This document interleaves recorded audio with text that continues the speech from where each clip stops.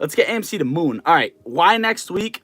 There's multiple reasons why this thing could moon next week. Not only, okay, all right, this, if you were just in this play, you have no idea what I'm talking about. President's Day next week, holiday. Why does that impact it?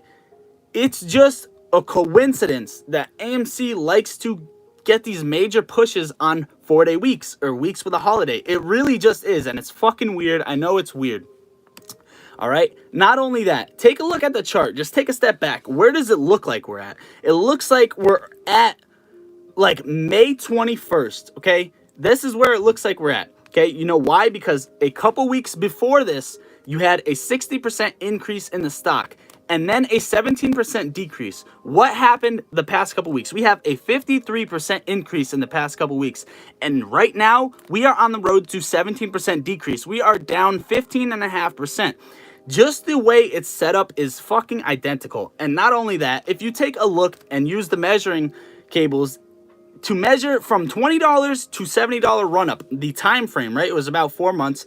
If you use the same thing up until today, you have 2 cycles that gone through, which is about roughly the 8-month span. It's just whatever was double from 20 to 70. You have that lining up perfectly on the same day of next week. Why do all of these things come into play at the same time? I have no idea, right? Why do I think Judgment Day? All of these things are lining up, and if it's not next week, guess what? It could be the week after. What else? Why else? That doesn't really persuade me to believe it's next week. It's the week after. Well, guess what? You have AMC earnings next week, or on March 9th. You have AMC earnings March 9th.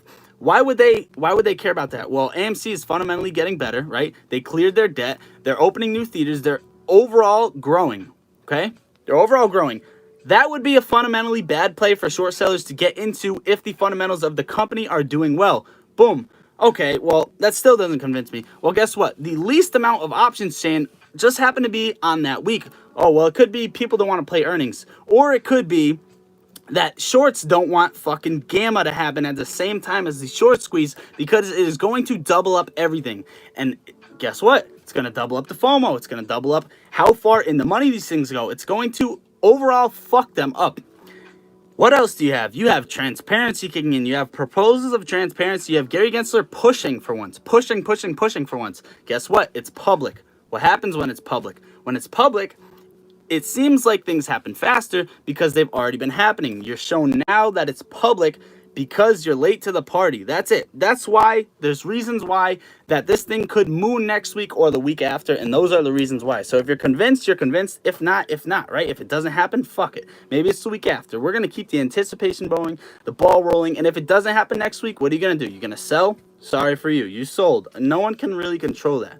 But overall, that is why you think this thing is going to jump next week, or at least why I think this thing is going to jump next week or the week after.